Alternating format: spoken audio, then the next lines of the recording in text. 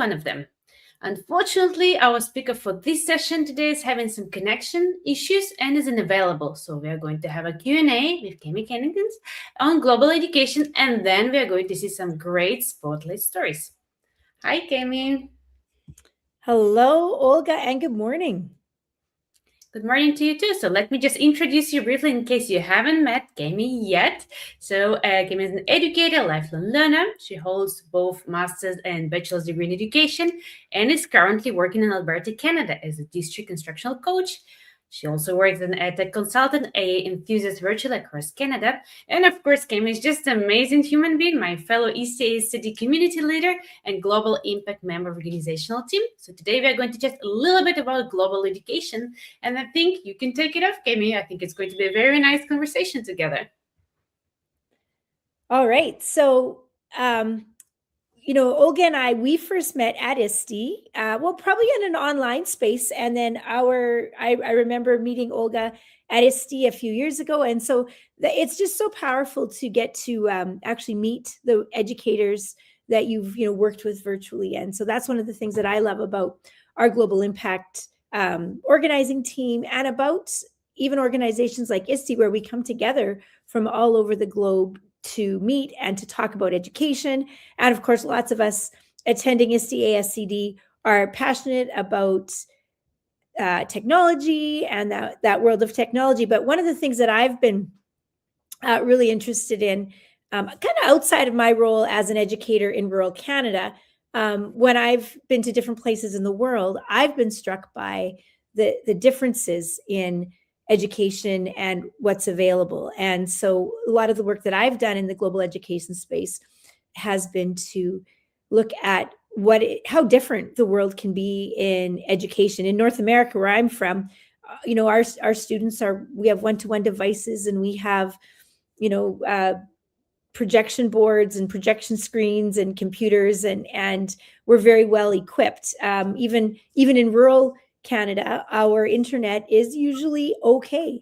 And one of the things that I've been doing in the last while, actually out of one of my Google Innovator project, is a podcast where I've been interviewing educators from around the world who live in lower income countries. And so some of the findings from those educators who live often in very rural areas or huge populated big cities are just so different. And one of my passions is helping North American, European educators who have so much to understand even just a little bit what it's like to or to what schools are like in other parts of the world. So that's one of the things that I've been really digging into. Yeah, that's great. Thanks for sharing, Cammie. And I second that education is kind of different in every country, right? As you say, connectivity issues, right? Also the way we present different contexts. For example, I originally come from Russia, right? And I've been living in Chile for the past 10 years. So my, let's say, main or the biggest chunk of my career as educator happened here in Chile, but it happened in international schools. So where I could also see how different approaches are actually put in action if I compare it back in my days in Russia, how I was taught, right? And I think in my case, the education was shown was something traditional, right? A model to follow. And afterwards in Chile, I mostly work for international baccalaureate schools, right? Where students follow more inquiry-based model, where students are encouraged to ask questions, encouraged to be curious. And then there is a less hierarchical model between teacher and student. So that has been really eye-opening, mind-blowing, right? And again, bringing those experiences here at our conference, the Global Impact, right? Meeting the organizational team, also meeting all amazing presenters, even further opens my mind, because as you say, for example, I know that in North Am, right, normally students would have devices or they're going to bring their own devices, while in Latam, where I'm located, it's not really the reality. Even let's say in private schools, international schools, having individual devices is rather, let's say, there is a very thin line between seen as a luxury. And I think after the pandemic, there has been that switch back to paper, right? So the technology also has been let's say, shown with different perspectives. So here I would say the general tendency also, especially where I work in primary school, we don't really have that reality of one-on-one between students and devices. Normally devices are shared and they use only at certain times. I wouldn't even say the day, at certain times of the week. Well, and then I would like to, with many of the educators that I've interviewed and chatted with, gotten to know across the world in other places of the world. I'm thinking of my friend Esther from Zambia or my friend Moses from Kenya. They live in very rural areas. And so my friend Esther, she's from a school that has about 800 students, northern Zambia. And that school has about 5 or 6 laptops that the teachers share. And that is their technology. So there's 25 teachers, they share 4 or 5 laptops. So anything they have to do. And then even one of my friends have quite a large school in Uganda, near Kampala, in the capital city, and they're a well-known school. They're a private school, but all nationals, and they have lots of students from the surrounding neighborhood, and they have a computer lab. Now, the computer lab that they have is computers from donations from around the world. They're second or third hand.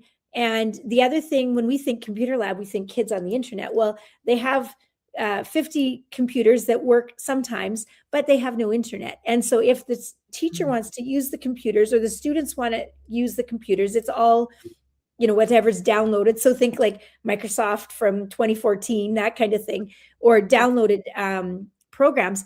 And if there's any internet connection at all, it's a teacher hotspot.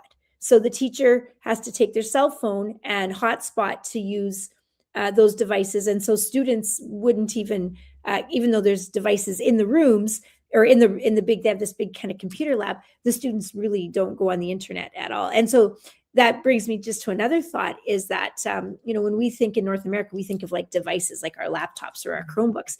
And so much so many of the educators in other parts of the world, the Chromebook or a laptop is not even a realistic tool that they likely will have, most of them. And so the smartphone is totally where it's at. And so when we think about developing resources and technology, and I think of all these educational AI companies, very few of them are bringing an app to the table. And that's what our teachers in less connected and less affluent parts of the world need, is it has to be mobile. And so I think the tech industry is lagging a little bit in addressing that need for educators in less developed places. Yeah, I could not agree more on that, Cammie, because I also think, for example, educational or tech companies could also offer some unplugged activities. Someone who is a big computational thinking advocate, I know that normally computational thinking does not or would not require internet connection. There are a lot of unplugged activities, as well as activities that actually don't require any robotics, again, because of different resources in every country. So I'm thinking like that would be great, let's say, if edtech companies provided either mobile version with unstable connectivity, right, or unstable, let's say, internet access, or some unplugged, basically kind of a pen drive, because as I can imagine, if my computer cannot update operational system, probably most of the programs won't even run. So maybe there is some minimized version of the program that I could either install through CD or through pen drive.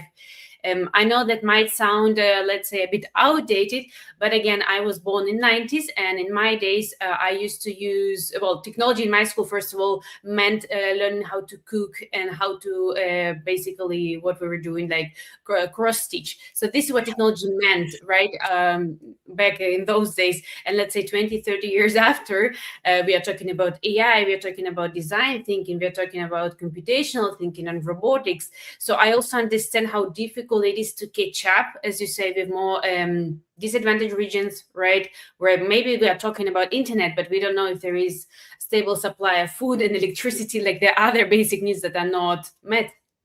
Well, and exactly, a lot of these schools that I've been talking about, electricity is not even a given, right? So there's either huge blackouts in the system, or the classroom sometimes, the electricity's out, there's no light. And actually, especially in rural Africa, Water's an issue. The schools often aren't plumbed, don't have plumbing, and so you have a latrine situation, and often students might even need to bring water in those yellow jugs that you might see, the water jugs from across Africa. So sometimes those even need to be brought to school. Children need to bring water so that they can clean and wash and do those kinds of things. And so there's just such a variety of education, yet in those places education still happens and still goes ahead. And in some places, even though books and paper supplies are hard to come by, we still have teachers that are trying to, bring in robotics and drones and give kids those experiences in the most remote places. Yeah, I think, this is just so inspiring to think how important the role of educators, regardless of the place and the resources, because all the children deserve and have the right to education, right? And here we can see how educators can be so creative, as you say, trying to bring books, trying to bring robotics, and trying to maybe incorporate technology in other concepts in day-to-day life, even though I bet it must be very hard. And I think, again, it makes me also feel grateful that I also had many opportunities in my life. For example, that we were able to travel to EC, we were able to meet one another, right? We were able to win the award. And I just want to, again, thank all the educators who are right now struggling through different things, either through different supplies or lack of resources, sometimes lack of support too. As you are also a Google certified innovator, Cammie, I think I don't need to tell you how difficult it is to innovate in the school environment, sometimes due to different factors. Again, and that also brings me back, thinking about global education and global educators, how different it is, the role of educator in each country. Someone, again, coming from Russia, having worked in Chile for about 10 years in education, having friends who work in China, who work in, for example, South Africa, how different the relationships are between students and educators. Sometimes it's more hierarchical. Sometimes it's more like co-partners, co-creators. This is what I see more in Chile, like a partnership model. So I wonder, what have you seen, or what have you noticed in those relationships between students, parents, and probably also stakeholders and educators around the world? Well, it can certainly vary greatly. And I mean, thinking back to some of the teachers that I've spoken with in the African classrooms, sometimes there are, get this, Olga, 70, 80 kids, students in a grade, in a class with a teacher. And so, think about think about what that looks like, and how challenging that would be. We think, oh, I've got 25 kids in my class. That's, a Really? lot. Yeah, it's So too much. it is that. And then, I know you're from an IB, an international baccalaureate background, you're teaching. And so that's a whole nother level as well. But, Olga, I'm just thinking we probably should move on and hear some of those spotlight stories that we have queued up. So I'm going to head off, and we're going to add the info for the first spotlight that we're going to watch. Yeah,